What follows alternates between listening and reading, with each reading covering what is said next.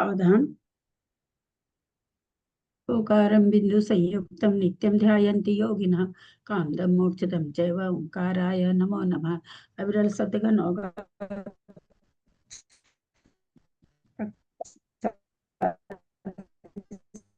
बिल्कुल जय ने भूतल कलंका तलाकया चक्षुरुन्मिलितं येन तस्मै श्री गुरुवे नमः। श्री परम गुरुवे नमः। परम्पराचार्य गुरुभ्यो नमः। सकल कलुषविध्वंसकं श्रेषां परिवर्धकं धर्म संबंधकं भविजीवन प्रतिबोधकारकं पुण्य प्रकाश पापणासमिदं शास्त्रं श्री आदि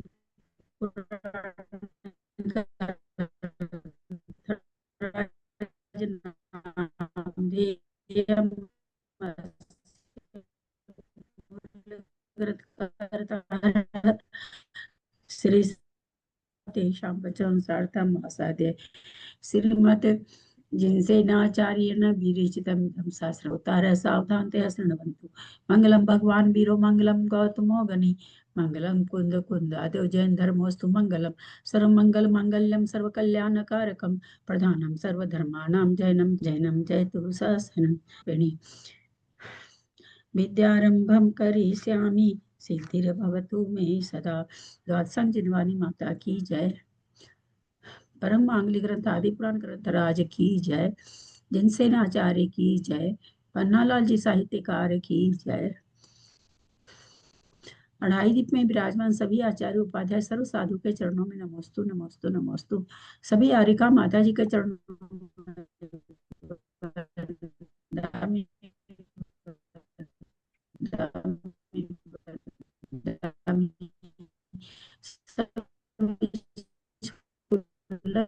चुल्लिका एलक के चरणों में इच्छा सादर चरण स्पर्श विशेष साम्राज्य भीम भीम साम्राज्य पद भीम धर्मचक्र भृते भृते भ्रत्रे नमः नमः संसार भीम से। आदिनाथ भगवान की जय। राजेंद्र भाई सब आ गए हैं, शुरू करें भाई साहब।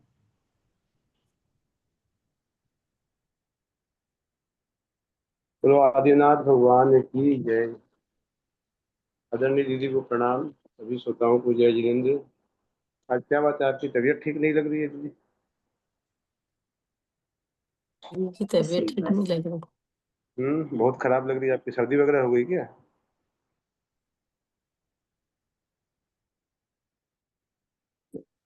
ना ना सर्दी वगैरह नहीं, वैसे हो जाती है कभी कभी। ऐसा ही लग रहा है। अच्छा, तो ध्यान रखें अपनी तबीयत का। आगे आज हम लोग 24वें पर्व का रिवीजन करेंगे, श्लोक नंबर 1 से 75 तक। इस पर्व में सबसे पहले भगवान की जयकार की है, भगवान ऋषभ देव की जयकार की है आचार्य महाराज ने, और जयकारा करते हुए कहा है कि जिनके ज्ञान ने, अर्थात जिनके केवल ज्ञान ने विष दूर करने वाली विद्या के समान मोह रूपी विष से सोते हुए इस जगत को शीघ्र ही जगा दिया था। मोह रूपी विष से संसार सोया हुआ है, उस संसार को जगाया है भगवान ने केवल ज्ञान से। ऐसे ऋषभ देव भगवान सदा जयवंत रहें। राजा भरत को एक साथ 3 समाचार प्राप्त हुए कि पहला समाचार उन्हें प्राप्त हुआ कि पूज्य पिता को, जो उनके गृहस्थ अवस्था के पिता थे केवल ज्ञानी भगवान ऋषभ देव, उनको केवल ज्ञान उत्पन्न हुआ है। ये पहला शुभ समाचार प्राप्त हुआ। दूसरा शुभ समाचार प्राप्त हुआ कि अंतःपुर में पुत्र का जन्म हुआ है। और तीसरा, आयुधशाला में चक्र रत्न प्रकट हुआ है। ऐसे 3 समाचार उन्हें कंचुकी से प्राप्त हुए और तीनों कार्य एक साथ हुए हैं। तो थोड़ी देर के लिए महाराज भरत किम कर्तव्य विमूढ़ हो गए कि किसे पहले अटेंड करें, कि तीनों ही बहुत उत्तम समाचार प्राप्त हुए हैं, तो कहाँ मुझे पहले जाना चाहिए। इसको लेकर थोड़े व्याकुल से हुए कि पुण्य तीर्थ अर्थात भगवान को केवल ज्ञान उत्पन्न होना, पुत्र की उत्पत्ति होना और चक्ररत्न का प्रकट होना, ये तीनों ही धर्म, काम और अर्थ, इन 3 वर्ग के फल उन्हें एक साथ प्राप्त हुए कि भगवान को केवल ज्ञान की उत्पत्ति हुई, ये तो धर्म का फल है। पुत्र की उत्पत्ति होना काम का फल है और देदीप्यमान चक्ररत्न का प्रकट होना यह अर्थ पुरुषार्थ का फल है। अथवा यह कह सकते हैं कि यह सभी जो तीनों ही समाचार प्राप्त हुए, यह सभी धर्म पुरुषार्थ का पूर्ण फल है, क्योंकि अर्थ धर्म रूपी वृक्ष का फल है और काम उसका रस है कि मूल में तो धर्म ही है, चाहे अर्थ की प्राप्ति हो या काम की प्राप्ति हो। महाराज भरत के 96,000 रानियां थी। इतनी बड़ी रानियों का वैभव, ऐसी एक से एक सुंदरी रानियां, सुशील रानियां, संस्कारवती रानियां, उन्हें जो प्राप्त हुई थी, जो कि यह काम पुरुषार्थ था उनका, तो यह क्या था? ये उनका धर्म का ही फल था कि किसी समय में उन्होंने ऐसे धर्म की आराधना की थी कि उन्हें ऐसा वैभव प्राप्त हुआ है। और चक्रवर्ती पद की प्राप्ति का सूचक जो चक्ररत्न प्रकट हुआ अयुधशाला में, वह भी धर्म का ही फल था कि कभी धर्म किया था जो ऐसा वैभव प्राप्त हुआ। जब आज तो चक्रवर्ती पद को प्राप्त नहीं हुए हैं, लेकिन चक्ररत्न प्राप्त हुआ, अर्थात चक्रवर्ती पद को प्राप्त करेंगे निश्चित रूप से। वे दिग्विजय करते हुए चक्रवर्ती पद प्राप्त करेंगे, जो कि हम आगे उनकी दिग्विजय का पूरा वर्णन पढ़ेंगे। दूसरे भाग में बहुत ज्यादा विस्तार से वर्णन दिया गया है और दूसरे भाग का लगभग आधा भाग तो भरत महाराज की दिग्विजय का वर्णन ही है, जो एक तरह से हम कह सकते हैं कि भरत पुराण ही है, ऐसा वर्णन उसमें है।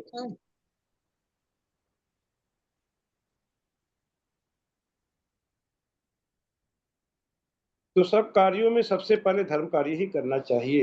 ये हम लोगों की भी दैनिक दिनचर्या इसी प्रकार की होती है। कौन सा पाठ है? हाँ जी, कौन सा पाठ है? ये 24वां पर्व है, 573 नंबर पेज, 573। कि हम लोग सुबह उठते हैं, हमारे सामने दिन भर के अनेक रोजमर्रा के काम रहते हैं, उसमें हम लोग भी अपना क्रम बनाते हैं कि क्या काम पहले करना है, क्या बाद में करना है। तो सुबह सुबह उठ करके नहा धो करके मंदिर जाते हैं, वहाँ पर भगवान की पूजा आराधना स्तुति आदि करते हैं। उसके बाद फिर मंदिर से आकर भोजन करते हैं, फिर अपना व्यवसाय आदि जो भी कार्य है वह करते हैं। इस प्रकार का जो एक क्रम होता है, तो जिससे हमारा जीवन मर्यादित रूप से चलता रहता है। तो यहाँ यही काम और अर्थ के बारे में आचार्य महाराज ने कहा कि सब कार्यों में सबसे पहले धर्म कार्य को ही करना चाहिए, क्योंकि धर्म कार्य कल्याणों को प्राप्त कराने वाला है और यह धर्म कार्य ही बड़े बड़े फल को देने वाला है। चाहे वह अर्थ की प्राप्ति हो या काम की प्राप्ति हो, यह बड़े बड़े फल भी धर्म कार्य से ही प्राप्त होते हैं।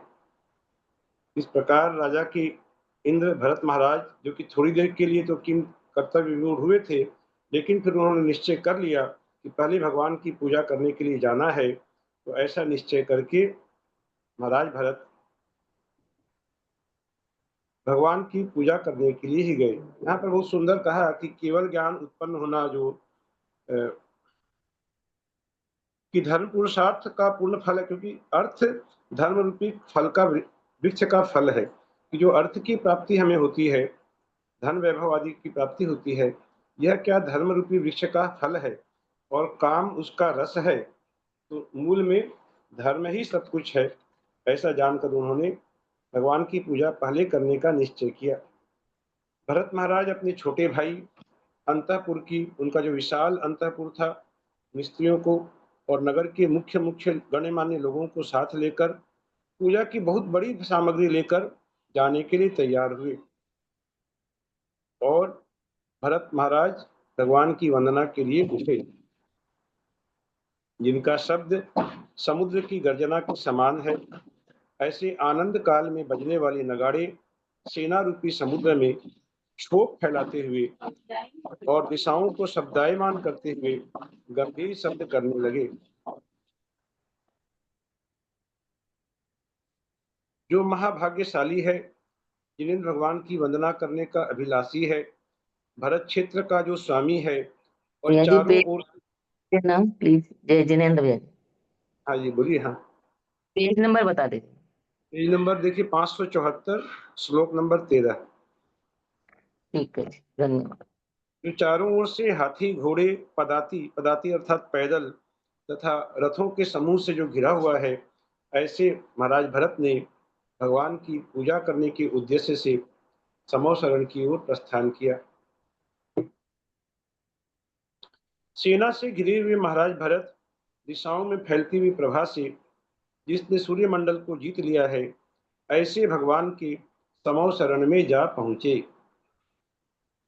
अब भरत महाराज जब समो शरण में पहुंचते हैं तो यहाँ हमें आचार्य महाराज एक बार फिर से समो शरण का संक्षिप्त वर्णन बता रहे हैं। वह क्या संक्षिप्त वर्णन है कि वे सबसे पहले समो शरण भूमि की प्रदक्षिणा देकर फिर मानस स्तंभों की पूजा करते हुए, ये मानस स्तंभ मिलते हैं प्रवेश करते ही, तो मानस स्तंभों की पूजा करते हुए आगे बढ़े। वहां क्रम क्रम से परीखा, उसके बाद लताओं के वन जिसे लता वन कहते हैं, उसके बाद फिर पहला कोट, फिर 4 वन और फिर दूसरे कोट का उल्लंघन करते हुए ध्वजाओं को, जो 10 प्रकार की ध्वजाओं का वर्णन पढ़ा, ध्वजाओं को, उसके बाद कल्प वृक्षों की पंक्तियों को, फिर स्तूपों को और मकानों के समूह को देखते हुए आश्चर्य को प्राप्त हुए। यहाँ पर श्लोक नंबर 16-17 में ये 4 लाइनों में एक बार फिर से इसका संक्षेप में इस प्रकार वर्णन किया है कि समो शरण भूमि की प्रदक्षिणा देकर मानस स्तंभों की पूजा करते हुए आगे बढ़े। क्रम क्रम से परीखा, लताओं के वन, कोट, 4 वन और दूसरे कोट का उल्लंघन कर ध्वजाओं को, कल्प वृक्षों की पंक्तियों को, स्तूपों को और मकानों के समूह को देखते हुए बड़े आश्चर्य को प्राप्त हुए। तदनंतर संभ्रम को प्राप्त हुए द्वारपाल देवों के द्वारा भीतर प्रवेश कराए हुए भरत महाराज ने स्वर्ग को जीतने वाली सी मंडप की शोभा देखी। अंदर में पहुंच गए तो द्वारपाल देव होते हैं, ये वर्णन भी हम लोग 22वें पर्व में पढ़ चुके थे कि पहले कोट पर व्यंतर देव पहरा देते हैं, दूसरे कोट पर भवनवासी देव पहरा देते हैं और तीसरे कोट पर वैमानिक देव पहरा देते हैं। तो उन सभी देवों को के द्वारा अनुमति प्राप्त करते हुए और उन्होंने श्री मंडप की शोभा का दर्शन किया। अतिशय शोभायुक्त भरत ने प्रथम पीठिका पर पहुंचकर प्रदक्षिणा देते हुए चारों ओर धर्म चक्रों की पूजा की। पहले वर्णन आया कि मानस स्तंभों की पूजा करते हुए आगे बढ़े। अब यहाँ प्रथम पीठिका पर वे पहुंच गए हैं, तीसरे कोट की प्रथम पीठिका, और वहां पर प्रदक्षिणा देते हुए धर्म चक्रों की पूजा की। धर्म चक्रों का भी वर्णन हमने पढ़ा था हम लोगों ने 22वें पर्व में ही कि 1000 आराओं वाला धर्म चक्र होता है, तो ऐसे धर्म चक्रों की उन्होंने पूजा की। अत्यंत प्रसन्न होकर महाराज भरत ने दूसरे पीठ पर स्थित भगवान की ध्वजाओं की पवित्र सुगंध आदि द्रव्यों से पूजा की। ये वर्णन भी हम लोग पढ़ चुके हैं कि दूसरे पीठ पर 8 ध्वजाएं होती हैं। इसके पहले जो ध्वजाएं 10 प्रकार की ध्वजा और दूसरे पीठ पर भगवान की 8 ध्वजाओं का वर्णन पढ़ा था, तो उनकी उन ध्वजाओं की भी उन्होंने पवित्र सुगंधित द्रव्य आदि से पूजा की। इसके बाद उदयाचल पर्वत के शिखर पर स्थित सूर्य के समान गंधपुटी के बीच में महामूल्य श्रेष्ठ सिंहासन पर स्थित और अनेक रिद्धियों को धारण करने वाले जिनेंद्र देव को भरत महाराज ने देखा। अब यहाँ पर फिर से 8 प्रातिहार्यों का वर्णन आरंभ हो गया है। जो 8 प्रातिहार्य भी बार बार हमें बताए जा रहे हैं और समो शरण का वर्णन भी बार बार बताया जा रहा है, जिससे ऐसा लगता है कि ये दोनों वर्णनों को याद कर लेना, कंठस्थ कर लेना हमारे लिए बहुत महत्वपूर्ण है कि 8 प्रातिहार्य क्या होते हैं हम तुरंत बता सकें, और ये समो शरण का क्रम क्या है ये भी हमें मन में कंठस्थ कर लेना चाहिए, जो कि बहुत महत्वपूर्ण है, इसीलिए बार बार बताया जा रहा है। तो यहाँ पर फिर से पहले सिंहासन प्रातिहार्य का वर्णन किया कि सिंहासन पर विराजमान जिनेंद्र देव को भरत ने देखा। इसके बाद चमर प्रातिहार्य है कि ढूंढते हुए चमरों के समूह से जिनका विशाल शरीर संविज्यमान हो रहा है और जो सुवर्ण के समान कांति को धारण करने वाले हैं, ऐसे भगवान ऐसे जान पड़ते थे मानो जिसके चारों ओर निर्झरने पड़ रहे हैं, ऐसा सुमेरु पर्वत ही हो। कि भगवान सुमेरु पर्वत के समान थे और जो चमर ढोले जा रहे थे वे निर्झरनों के समान जान पड़ते थे। वे इस प्रकार से वे ऊंचे और नीचे जाते हुए ऐसी शोभा को वे प्राप्त हो रहे थे। इसके बाद तीसरा प्रतिहार्य अशोक वृक्ष।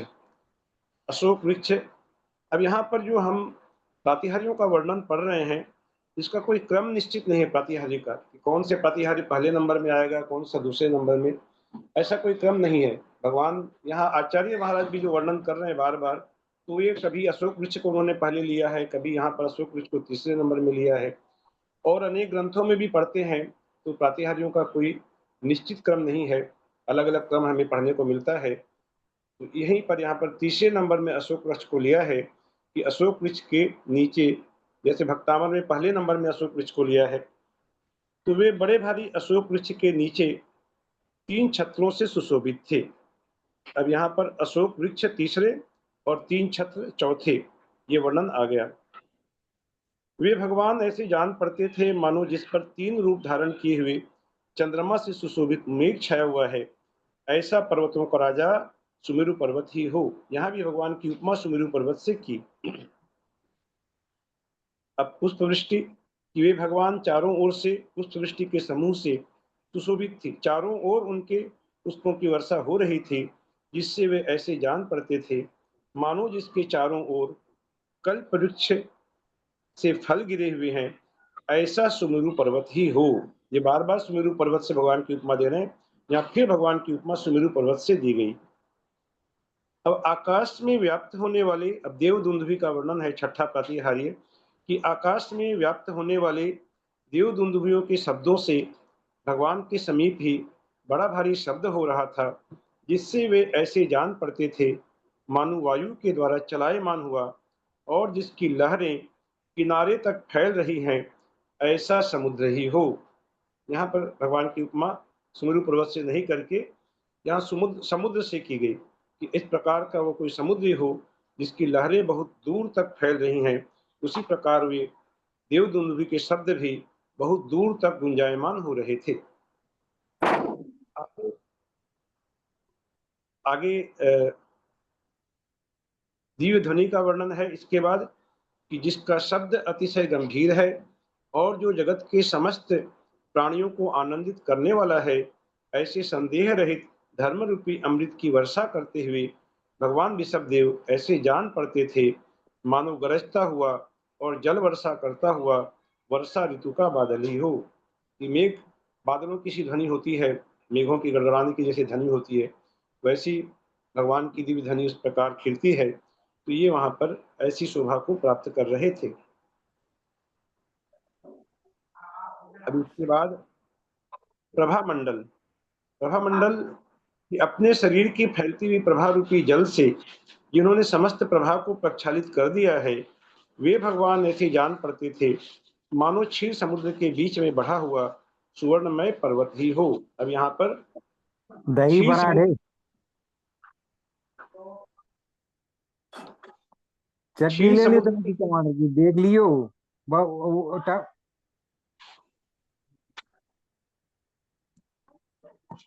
हाँ थोड़ा के जैन जी म्यूट कर लीजिए प्लीज।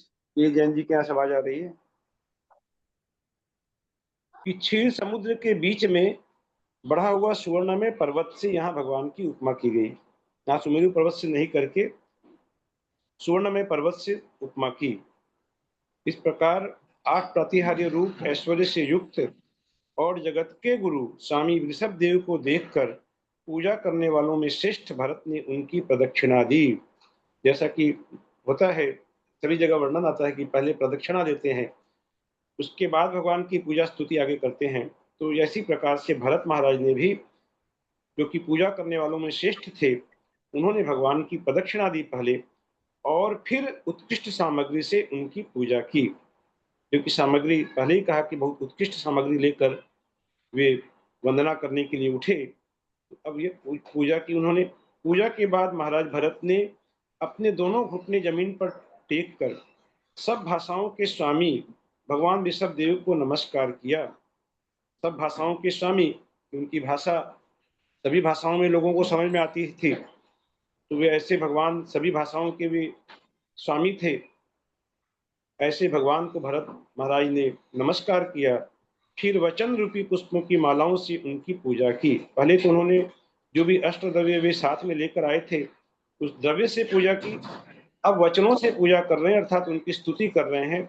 नीचे लिखे अनुसार वे भगवान की स्तुति करते हैं। क्या स्तुति करते हैं? बहुत भावभीनी स्तुति है। श्लोक नंबर 30 से आरंभ है भगवान की स्तुति कि हे भगवान, आप ब्रह्मा हैं, परम ज्योति स्वरूप हैं, समर्थ हैं, जन्म रहित हैं, पाप रहित हैं, मुख्य देव अथवा प्रथम तीर्थंकर हैं, देवों के भी अधिदेव अर्थात देवाधिदेव हैं और महेश्वर हैं। आप ही सृष्टा हैं, आप ही विधाता हैं, आप ही ईश्वर हैं, आप सबसे उत्कृष्ट हैं, पवित्र करने वाले हैं, आदि पुरुष हैं, जगत के ईश हैं, जगत में शोभायमान हैं और विश्व तो मुख अर्थात सर्वदर्शी हैं।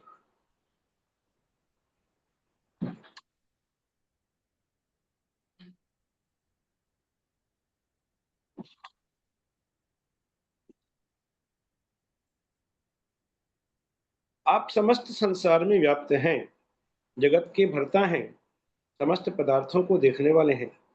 आप समस्त संसार में व्याप्त हैं अर्थात कहने का अर्थ है कि आपका ज्ञान समस्त संसार में व्याप्त है, कण कण में आपका ज्ञान व्याप्त है। आप जगत के भरता हैं, सभी पदार्थों को देखने वाले हैं, सबकी रक्षा करने वाले हैं, सब ओर फैली हुई आत्मज्योति को धारण करने वाले हैं, सबकी योनि स्वरूप हैं अर्थात सबके ज्ञान आदि गुणों को उत्पन्न करने वाले हैं। सबकी योनि स्वरूप है अर्थात भगवान किसे उत्पन्न करने वाले हैं? सबके ज्ञान को और गुणों को उत्पन्न करने वाले हैं। इसलिए कहा कि आप सबकी योनि स्वरूप हैं, लेकिन आप स्वयं अयोनि रूप हैं अर्थात आपका पुनर्जन्म नहीं होगा, इसलिए आप अयोनि रूप हैं। आप ही हिरण्यगर्भ हैं अर्थात ब्रह्मा है। हिरण्य का अर्थ होता है सुवर्ण, कि भगवान जब गर्भ में आए थे तो गर्भ में आने के 6 महीने पहले से ही स्वर्ण की वृष्टि आरंभ हो गई थी, इसलिए भगवान को हिरण्यगर्भ कहा जाता है कि आप ही ब्रह्मा हैं, भगवान हैं, विषभ हैं, विषभ चिन्ह से युक्त हैं, परमेष्ठी हैं, परम तत्व हैं, परमात्मा हैं और आत्मभू अर्थात अपने आप उत्पन्न होने वाले हैं। आप ईश्वर हैं, अयोनिज अर्थात योनि के बिना उत्पन्न होने वाले हैं। आप जरा रहित हैं, आदि रहित हैं, अंत रहित हैं और अच्युत हैं। जरा रहित हैं, आपको बुढ़ापा नहीं आता, आपका कोई आदि नहीं है, आपका कोई अंत नहीं है और आप कभी भी धर्म मार्ग से च्युत नहीं होते, आप अच्युत हैं। आप ही अक्षर हैं, अक्षर अर्थात अविनाशी बताया। अक्षर, क्षर माने क्षय होना, अक्षर यहाँ अक्षर माने जिसका क्षय नहीं हो अर्थात आप अविनाशी हैं। अक्षय अर्थात क्षय होने के अयोग्य हैं। अनक्ष अर्थात इंद्रियों से रहित हैं, कि अक्ष का अर्थ इंद्रियां, तो अनक्ष अर्थात आप इंद्रियों से रहित हैं अर्थात इंद्रियातीत हैं, आपका ज्ञान इंद्रियातीत हैं। अनक्षर हैं अर्थात शब्दागोचर हैं। विष्णु हैं अर्थात व्यापक हैं, सभी घट घट में आप व्याप्त हैं। और जिष्णु अर्थात कर्म रूप शत्रुओं को जीतने वाले हैं। आप स्वयंभू अर्थात स्वयं बुद्ध हैं और स्वयं प्रभ अर्थात अपने आप ही प्रकाशमान हैं। और आप असहाय केवल ज्ञान के धारक हैं, कि केवल ज्ञान को असहाय कहते हैं, तो कहते हैं आप असहाय केवल ज्ञान के धारक हैं। आप ही शंभु हैं, आप ही संभव हैं, आप ही शंभु सुखी हैं। आप पुराण हैं, सबसे पहले के हैं। आप आद्य कवि हैं, योगी हैं, योग के जानने वालों में श्रेष्ठ हैं, सबको शरण देने वाले हैं, श्रेष्ठ हैं, पवित्र हैं और पुण्य के नायक हैं। आप योग रूप हैं, ध्यान रूप हैं, योग सहित हैं, केवल ज्ञान से सहित हैं, सिद्ध हैं, कृतकृत्य हैं, सांसारिक उत्सवों से रहित हैं। संसार के जो उत्सव होते हैं, अनेक प्रकार के जो उत्सव मनाए जाते हैं, जन्म का उत्सव और उसके बाद कितने कितने तरह के हम लोग आयोजन करते हैं, इस प्रकार के उत्सवों से आप रहित हैं। आप सूक्ष्म हैं, निरंजन हैं, कर्म कलंक से रहित हैं और जिनवरों में श्रेष्ठ हैं। ये जिनवरों में श्रेष्ठ हैं अर्थात जिनेंद्र भगवान तो सभी हैं, जिसको केवल ज्ञान की प्राप्ति हो गई वे सब जिनेंद्र हैं, लेकिन उन जिनवरों में भी चूंकि आप तीर्थंकर पदवी के धारक हैं, प्रथम तीर्थंकर हैं, तो कहते हैं यहाँ जिनवरों में आप श्रेष्ठ हैं। आप द्वादशांग रूप वेदों को जानने वाले हैं। द्वादशांग को वेदों की उपमा दी यहाँ पर कि द्वादशांग रूपी वेदों को आप जानने वाले हैं। द्वादशांग रूप वेदों के आप कर्ता हैं, आप आगम के जानने वाले हैं, वक्ताओं में सर्वश्रेष्ठ हैं। अधर्म के आप शत्रु हैं और धर्मों में प्रथम धर्म हैं और धर्म के नायक हैं।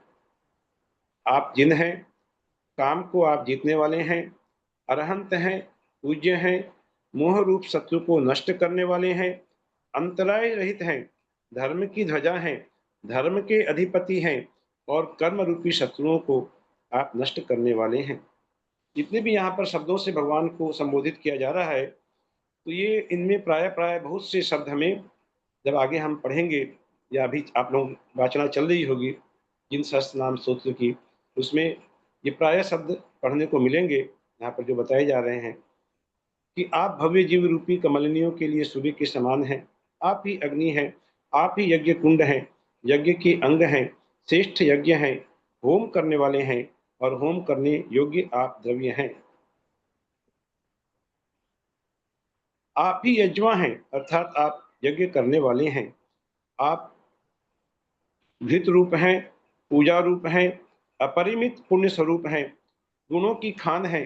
जैसे कि भगवान का एक नाम आता है गुणाकर, जिन नाम सूत्र में आएगा गुणाकर अर्थात गुणों की खान। तो ये बता रहे भरत महाराज कि आप गुणों की खान हैं, शत्रु रहित हैं, पाप रहित हैं और मध्य रहित होकर भी मध्यम हैं।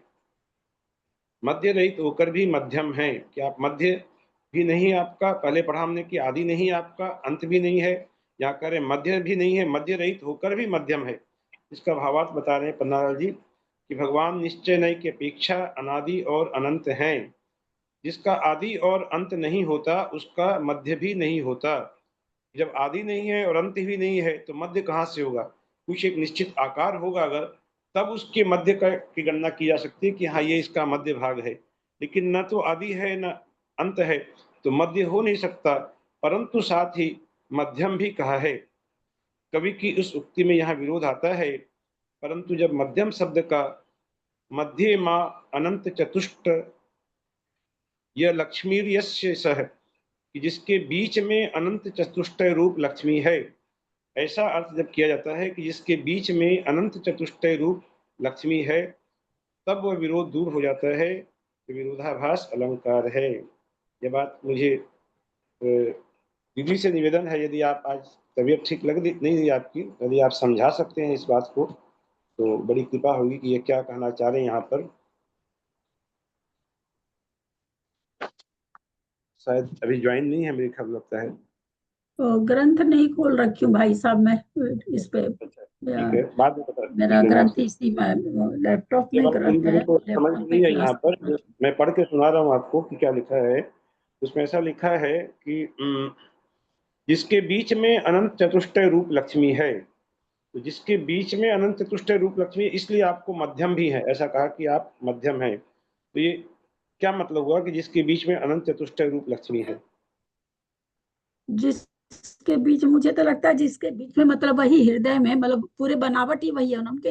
अनंत चतुष्टय रूप से ही तो उनकी बनावट है। हाँ, तो मतलब अनंत बल, अनंत दर्शन, अनंत ज्ञान वो आदि तो जो है आत्मा वो उनकी उसी रूप हो गई है ना, क्योंकि तो आत्मा उनके का बीच गुण में है, आत्मा मतलब उसी। उनके हृदय में है, ऐसा बताना चाह रहे हैं? आत्मा में है या हाँ क्या है पता आत्मा में है, तो शायद उसी हिसाब से वही आत्मा उनके पूरे नहीं। शरीर में विराजमान है, तो उसी हाँ, हिसाब से शायद यहाँ कह रहे हो कि मध्यम हो, ऐसा लगता है मुझे।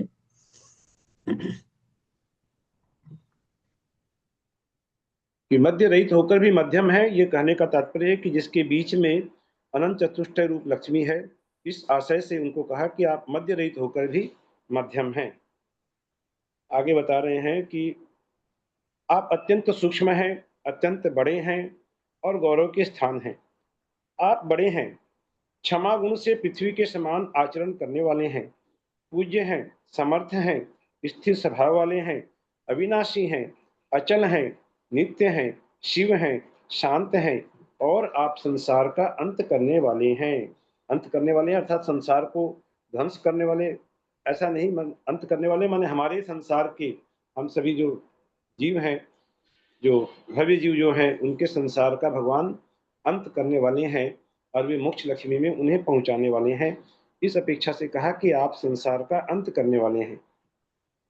हे देव, आप ब्रह्मविद अर्थात आत्मस्वरूप के जानने वालों के ध्येय हैं, ध्यान करने योग्य हैं और आत्मा की शुद्ध पर्याय के ईश्वर हैं।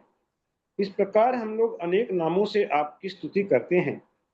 हे भगवान, इस प्रकार आपके 108 नामों का हृदय से स्मरण कर मैं 8 प्रतिहारियों के स्वामी तथा स्तुतियों के स्थानभूत आपकी स्तुति करता हूँ।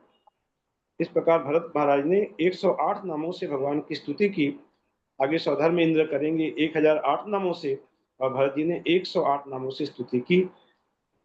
और फिर आगे वे कहते हैं, हे भगवान, अब फिर से 8 प्रतिहारियों का वर्णन आरंभ हो गया है।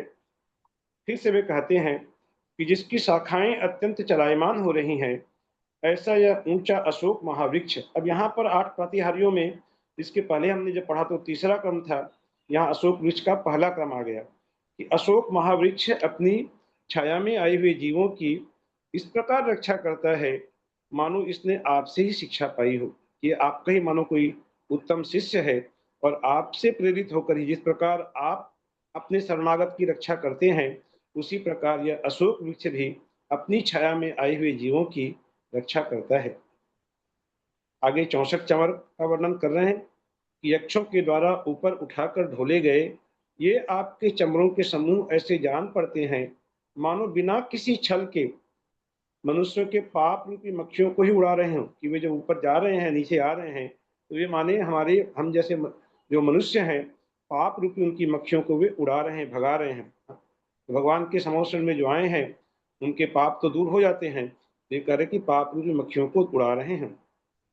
हे नाथ, आपके चारों ओर स्वर्ग से जो पुष्पांजलियों की वर्षा हो रही है वह ऐसी जान पड़ती है मानो संतुष्ट हुई स्वर्ग लक्ष्मी के द्वारा छोड़ी हुई हर्ष जनित आंसुओं की बूंदें ही हों। कितनी प्रफुल्लित हो गए हैं देवतागण कि वे प्रफुल्लित होकर के खुशी के भी जो आंसू होते हैं, तो ऐसे आंसुओं के बूंद मानो बरस रहे हैं। ऐसा पुष्पांजलियों का तीसरे प्रतिहार्य का वर्णन किया। फिर चौथे प्रतिहार्य का वर्णन करें छत्रत्रय कि हे जिनेन्द्र, मोतियों के जाल से सुशोभित और अतिशय ऊंचा आपका यह छत्रत्रय ऐसा जान पड़ता है मानो लक्ष्मी का क्रीड़ा स्थल ही हो। फिर सिंहासन प्रतिहारी 5वें नंबर में, हे भगवान, सिंहों के द्वारा धारण किया हुआ यह आपका सिंहासन ऐसा सुशोभित हो रहा है मानो समस्त लोक का भार धारण करने वाले आप हैं और आप तीनों लोकों के स्वामी हैं। इसलिए आपका बोझ उठाने के लिए सिंहों ने प्रयत्न तो किया है, परंतु भार की अधिकता से, क्योंकि आपका भार बहुत ज्यादा है, इसलिए ये सिंह जो है आपको कुछ झुककर ही उसे धारण कर सके हों। कि सिंह झुके हुए रहते हैं सिंहासन में, तो ये झुककर ही उसे धारण कर सके हों। ऐसा अलंकारिक वर्णन सिंहासन प्रतिहारी का किया। फिर आगे छठा प्रतिहार्य जो है भामंडल कि हे भगवान, आपके शरीर की प्रभा का विस्तार इस समस्त सभा को व्याप्त कर रहा है। कि भगवान के शरीर से ऐसी प्रभा बिखर रही है कि वह पूरी वहां पर सभा जो है 12 सभाएं, उन सबको वह व्याप्त कर रही वह भगवान की प्रभा। और ऐसा लगता है मानो वह समस्त जीवों को चारों ओर से पुण्य रूप जल के अभिषेक को ही प्राप्त कर रहा हो। कि पुण्य रूपी जो जल है उससे उससे अभिषेक का सभी सभा में बैठे हुए प्राणियों का सिंचन किया जा रहा हो। ऐसी प्रभा भगवान के शरीर से निखर रही है, बिखर रही है कि प्राणी उस पुण्य रूपी जल से स्नान कर रहे हो, उनका अभिषेक हो रहा हो। इसके बाद 7वां दिव्य ध्वनि कि हे प्रभु, आपके दिव्य वचनों का प्रसार अर्थात आपकी दिव्य ध्वनि का विस्तार मोह रूपी गाढ़ अंधकार को नष्ट करता हुआ संसार के जीवों का मन पवित्र कर रहा है। जो भी भगवान की दिव्य ध्वनि को सुन रहे हैं उन सबके मन पवित्र हो रहे हैं, तो सबके मन को वह पवित्र कर रहा है। इसलिए आप सम्यक ज्ञान रूपी किरणों को फैलाने वाले सूर्य के समान हैं। अब यहाँ पर 7 ही प्रातिहार्य का वर्णन आया है। जो एक प्रातिहार्य का वर्णन यहाँ छूट गया है, जो दुंदुभी प्रातिहार्य, ये वर्णन यहाँ नहीं मिला है। लेकिन आगे कह रहे हैं कि हे भगवान, इस प्रकार पवित्र और किसी के द्वारा हरण नहीं की जा सकने योग्य आपके ये 8 प्रातिहार्य ऐसे देदीप्यमान हो रहे हैं मानो लक्ष्मी रूपी हंसी के क्रीड़ा करने योग्य पवित्र पुलिन अर्थात नदी के तट ही हूँ। ज्ञान की अपेक्षा आप समस्त संसार में व्याप्त हैं। जैसा मैंने पहले भी कहा था कि भगवान का जो ज्ञान है वो कण कण में व्याप्त है। हम लोगों ने जब छोटे थे तो पुस्तक में पढ़ा था हम लोगों ने कि भगवान कण कण में भगवान रहते हैं। तो भगवान कण कण में रहते हैं कहने का तात्पर्य क्या है? कण कण में रहते हैं अर्थात भगवान का ज्ञान कण कण में व्याप्त है। कोई भी ऐसा संसार का कण नहीं है जो जितेंद्र देव के ज्ञान से अछूता हो। तो इसी अपेक्षा से यहाँ कह रहे हैं कि ज्ञान की अपेक्षा आप समस्त संसार में व्याप्त हैं अथवा आपकी आत्मा में संसार के समस्त पदार्थ प्रतिबिंबित होते हैं, इसलिए आपको नमस्कार हो। अब यहाँ भरत महाराज भी भगवान पे नमस्कारों की वर्षा कर रहे हैं, बार बार नमस्कार कर रहे हैं, इसलिए आपको नमस्कार हो। आप जगत की सृष्टि करने वाले हैं, इसलिए आपको नमस्कार हो। कर्मों के क्षय से प्रकट होने वाली 9 लब्धियों से आप स्वयंभू हैं, इसलिए आपको नमस्कार हो।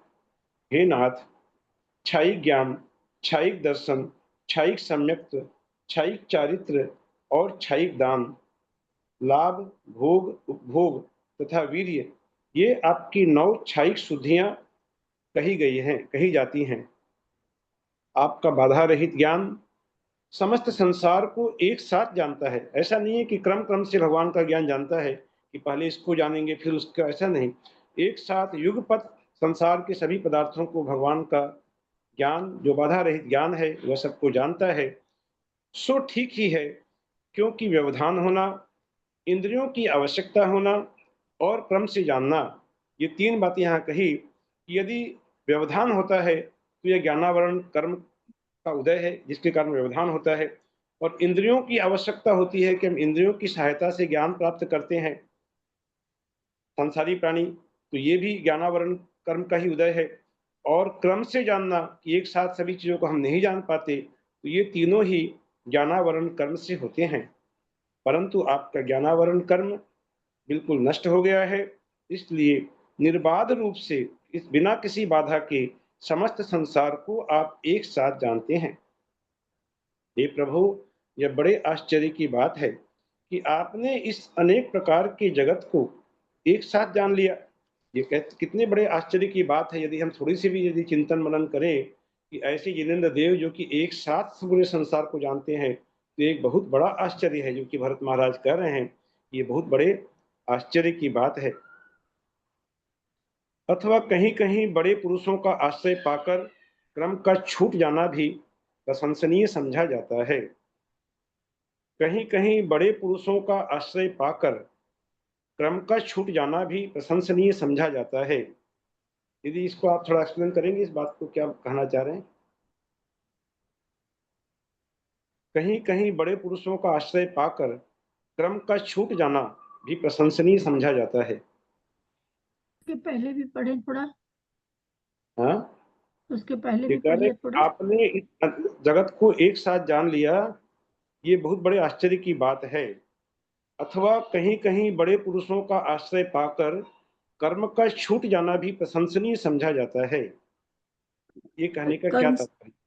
कर्म कर्म माने कर्म नहीं, यहाँ क्रम है, कर्म है। क्रम क्रम कर्म नहीं बोले, क्रम।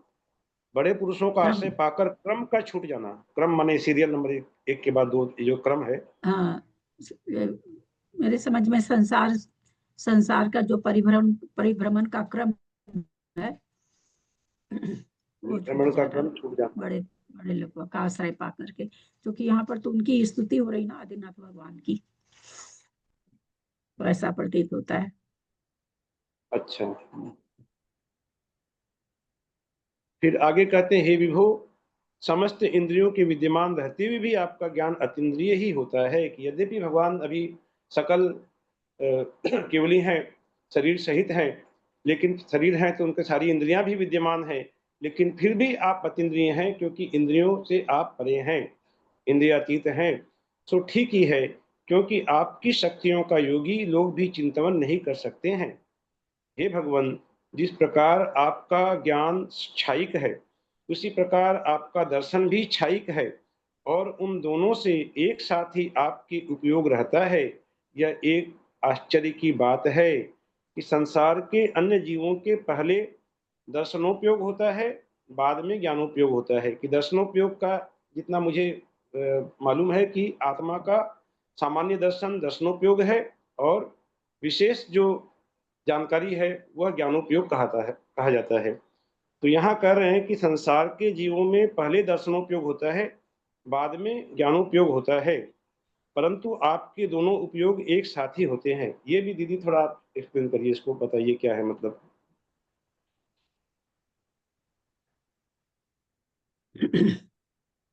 पढ़ूं मैं एक बार फिर से? दर्शनोपयोग ज्ञानोपयोग, संसारी जीव का पहले दर्शनोपयोग होता है, बाद में ज्ञान होता है। हाँ ज्ञानोपयोग। कोई भी वस्तु हम दर्शनोपयोग पकड़ में हमको नहीं आता, क्योंकि वो सीधे ज्ञानोपयोग हो जाता है, क्योंकि हम पकड़ ही नहीं पाते कि पहले दर्शन हुआ है उसके बाद हमको ज्ञान हो रहा है। ऐसा पकड़ नहीं पाते, क्योंकि जो अंदर के जो इसको क्या कहेंगे, शब्द हमको नहीं याद आ रहा है।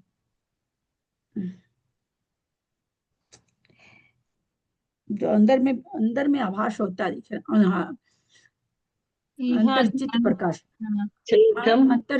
अंतर्चित प्रकाश होता है, वो दर्शन होता है अंदर में। जो मतलब ये पकड़ में नहीं आता है। तो पहले हम लोग किसी भी कहीं भी जाते हैं तो पहले प्रतिमा का दर्शन होता है, लेकिन प्रतिमा के दर्शन के साथ ही तो हमको ज्ञान भी हो जाता है कि ये प्रतिमा है। तो हमारा दर्शनोपयोग के बिना ज्ञानोपयोग नहीं होता, पहले दर्शनोपयोग होता है।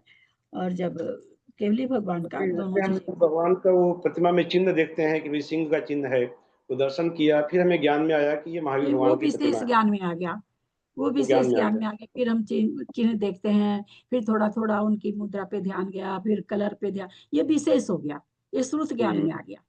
वो जो अब ज्ञान हो रहा है वो श्रुत ज्ञान में आ जाएगा। ये मति ज्ञान का भेद, पहले अवग्रह फिर यह फिर आवाय फिर धारणा, जो ये मति ज्ञान के अंदर होता है कि पहले दर्शनोपयोग होता है फिर ज्ञानोपयोग होता है, पहले ज्ञानोपयोग नहीं हो सकता। भगवान का भी होता तो दर्शन, लेकिन दर्शनोपयोग ज्ञानोपयोग एक साथ ही उनका दोनों, चूंकि दोनों क्षयिक हो गए हैं इसलिए हम्म। साथ होता है। तो उनका सब एक साथ ही आपके ये उपयोग रहता है, दर्शनोपयोग ज्ञानोपयोग, ये हाँ भगवान के साथ दोनों उपयोग होते हैं। हाँ, लेकिन संसारी जीवों के पहले दर्शनोपयोग होता है, फिर बाद में ज्ञानोपयोग होता है। हे देव, आपका ज्ञान गुण संसार के समस्त पदार्थों में व्याप्त हो रहा है। आप आश्चर्य उत्पन्न करने वाले हैं, और योगी लोग आपको सर्वज्ञ तथा सर्वदर्शी मानते हैं। हे ईश, आप संसार के समस्त पदार्थों को जानते हैं, फिर भी आपको कोई परिश्रम और खेद नहीं होता है। इतने संसार के समस्त पदार्थों को जान रहे हैं, तो जानने में, थोड़े से पदार्थों को जानने भी सामान्य लोगों को कितना विक्रांत हो जाते हैं, लेकिन ऐसा कुछ भी आपके साथ नहीं है। आपको न कोई परिश्रम होता है, न कोई खेद होता है। यह आपके अनंत बल की शक्ति को प्रकट दिखाई देता है। इस बात से आपकी जो अनंत बल है आपकी आत्मा में, यह शक्ति प्रकट दिखाई देती है कि हे विभो, चित्त को कलुषित करने वाले राग आदि विभाव भावों के नष्ट हो जाने से, कि ये जो राग द्वेष आदि जो भाव हैं, ये आत्मा के स्वाभाविक भाव नहीं है बल्कि विभाव हैं। तो ऐसे विभाव भावों के नष्ट हो जाने से जो आपके सम्यक चारित्र प्रकट हुआ है, वह आपके विनाश रहित और केवल आत्मा से उत्पन्न होने वाले सुख को प्रकट करता है। यदि विषय और कषाय से विरक्त होना ही सुख माना जाए, कि विषय और कषाय से विरक्त होना ही यदि सुख माना जाए, तो वह सुख केवल आप में ही माना जाएगा, कि आप ही विषय और कषाय से विरक्त हुए हैं। और यदि विषय कषाय से विरक्त नहीं होने को सुख माना जाए, कि विषय कषाय में जो रचे पचे होने को ही सुख माना जाए, तब तो ये मानना होगा कि तीनों लोकों में दुख नाम की कोई वस्तु है ही नहीं, कि तीनों लोकों में सुख ही सुख है। यहाँ पर इस प्रकार से ये बता दिए कि संसारी जीव जो हैं, वे विषय कषाय में रचे हुए हैं, इसलिए उनको सुख नहीं है। और आपको चूंकि विषय कषाय से आप विरक्त हैं, इसलिए आप सुखी हैं।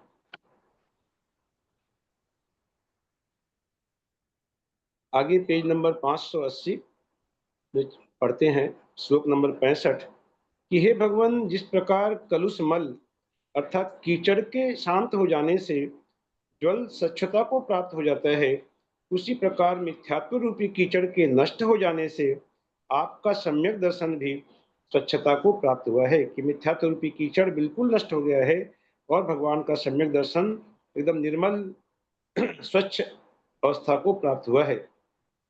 यद्यपि दान लाभ आदि शेष लब्धियां आप में विद्यमान हैं, फिर भी वे कुछ कार्यकारी नहीं हैं, क्योंकि कृतकृत्य पुरुष के बाह्य पदार्थों का संसर्ग होना बिल्कुल व्यर्थ होता है। इसे एक बार दीदी मैं फिर से पढ़ रहा हूँ, थोड़ा सा मुझे आपके एक्सप्लेन की जरूरत है इसमें। यहाँ भरत महाराज कहते हैं कि यद्यपि दान लाभ आदि शेष लब्धियां आप में विद्यमान हैं, कि दान लब्धि भी है और लाभ लब्धि भी आप में है, लेकिन ये कोई कार्यकारी नहीं है, क्योंकि कृतकृत्य पुरुष के बाह्य पदार्थों का संसर्ग होना बिल्कुल व्यर्थ होता है।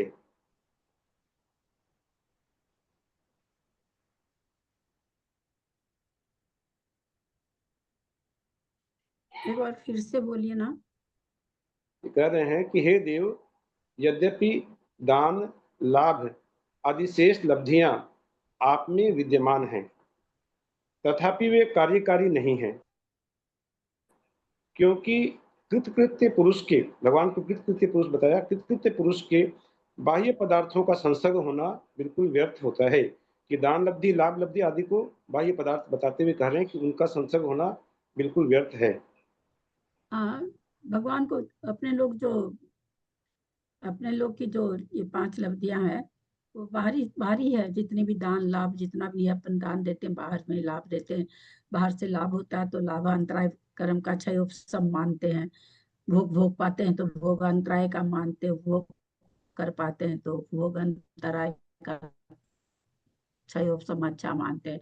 तो भगवान के साथ ऐसा थोड़ी है। वो जो भी उनका, जैसे पुष्प वृष्टि वगैरह भोग में आती है ना, सिंहासन वगैरह उपभोग में आ जाता है।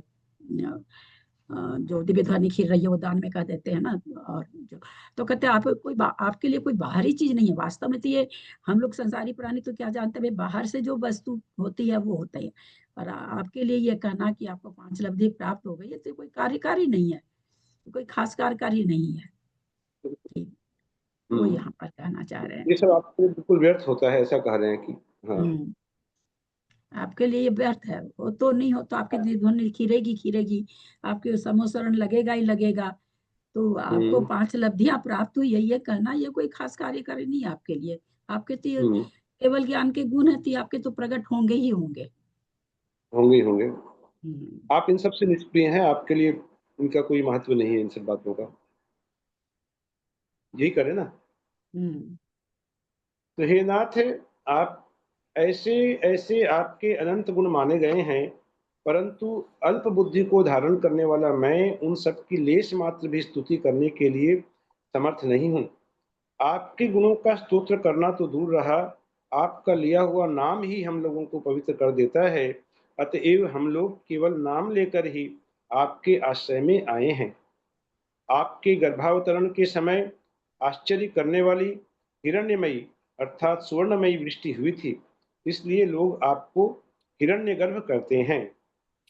आपके जन्म के समय, अब यहाँ पहले गर्भ कल्याणक का वर्णन किया कि हिरण्यगर्भ कहते हैं, फिर जन्म का वर्णन कर रहे हैं कि आपके जन्म के समय देवों ने रत्नों की वर्षा की थी, इसलिए आप वृषभ कहलाते हैं। यहाँ पर पहले ही ध्यान, जब भगवान की स्तुति कर रहे हैं तो कहें आप ही वृषभ हैं, ऐसा कहा वहां पर।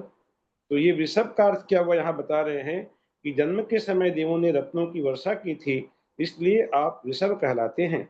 और जन्माभिषेक के लिए आप सुमेरु पर्वत को प्राप्त हुए थे, इसलिए आप ऋषभ भी कहलाते हैं। कि दो तरह से कहा, एक वृषभ और एक री लगाकर कहा ऋषभ।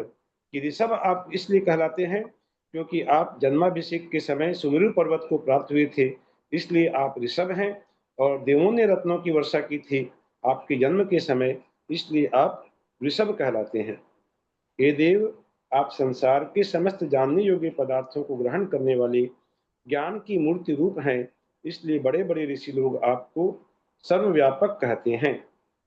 ऊपर कहे हुए नामों को आदि लेकर अनेक नाम आप में सार्थकता को धारण कर रहे हैं कि जितने भी नाम हैं वे सब नाम सार्थकता को प्राप्त हैं। ये नाम कि उनके अर्थ से भगवान के ये नामों की सार्थकता को सिद्ध कर रहे हैं। इसलिए आप जगज्येष्ठ हैं, परमिष्ठी और सनातन कहलाते हैं। हे अविनाशी, आपकी भक्ति से प्रेरित हुई अपनी इस बुद्धि को मैं स्वयं धारण करने के लिए समर्थ नहीं हो सका, इसलिए ही आज आपकी स्तुति करने में प्रवृत्त हुआ हूँ। कहने का तात्पर्य है कि योग्यता न रहते हुए भी मात्र भक्ति से प्रेरित होकर मैं आपकी स्तुति कर रहा हूँ।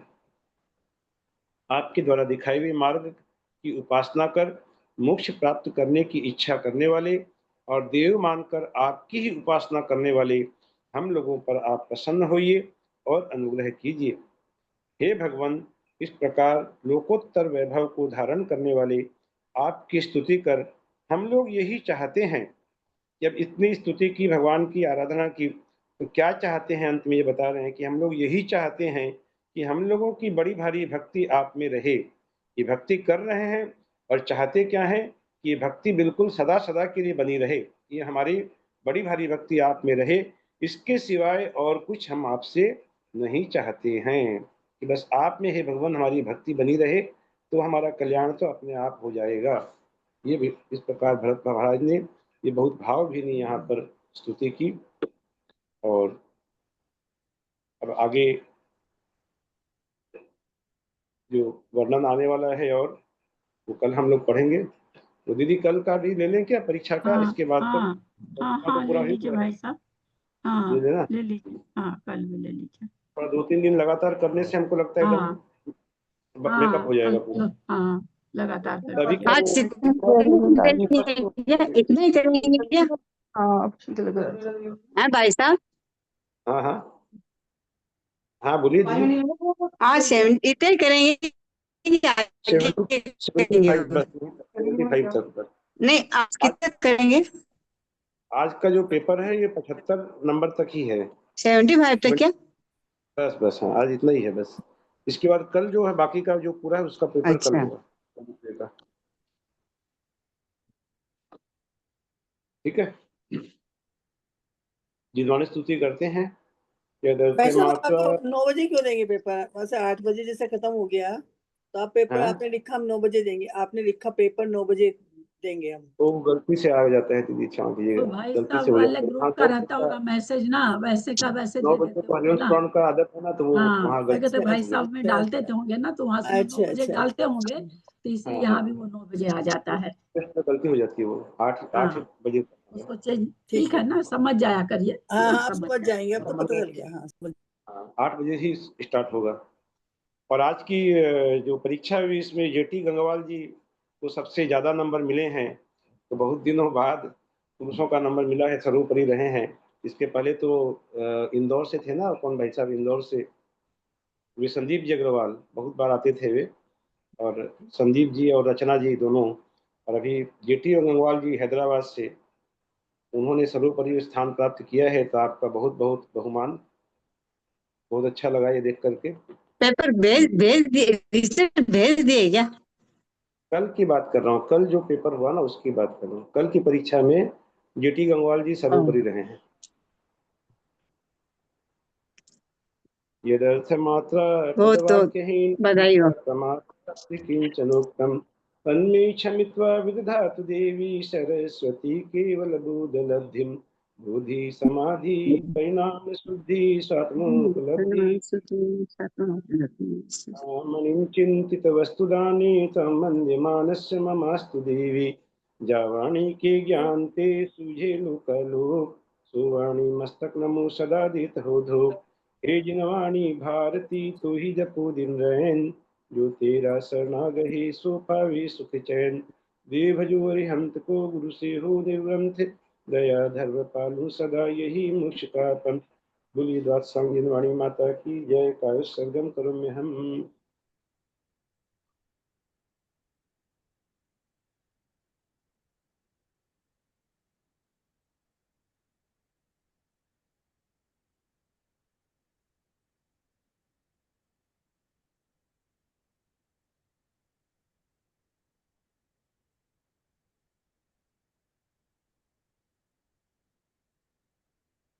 प्रतिमाधारी को वंदना, बड़ों का सादर चरण स्पर्श, सभी से सादर जय जिनेन्द्र। दीदी को माता जी को सादर चरण स्पर्श, भैया जी को प्रणाम, सभी बड़ों को प्रणाम, सभी को जय प्रतिमाधारियों को जिनेन्द्र, वंदना, अंजना जी को वंदना। सभी बड़ों को सादर प्रणाम, प्रतिमा मीरा जी को वंदना, सभी बड़ों को ललिता जी को सादर जय जिनेन्द्र, सभी को सादर जय जिनेन्द्र। प्रतिमाधारी को वंदना, बड़ों को प्रणाम, सभी को सादर जय जिनेन्द्र। भाभी को प्रणाम, प्रधान जी को वंदना, भाई साहब को जय जिनेन्द्र, बाकी सभी को जय जिनेन्द्र। ललिता दीदी को प्रतिमाधारी को वंदना, बड़ों को प्रणाम, सभी को जय जिनेन्द्र। आज की परीक्षा के लिए बहुत बहुत शुभकामनाएं और शुभ रात्रि। बेस्ट ऑफ लक सबको। भाभी जी तबीयत ठीक नहीं है, हम तो 15 दिन क्लास ज्वाइन नहीं किए थे दीदी। नहीं ठीक हूँ। खराब, काफी खराब लग रही है, खराब तो है काफी। हाँ, चेहरा बहुत उतरा हुआ है आज आपका। नहीं वैसे भी काफी खराब लग ऐसे रही ही है। रहता मेरा चेहरा उतरा हुआ। ना, आज तो बहुत उतरा हुआ है। ऐसे रहता, थक गई थोड़ी सी।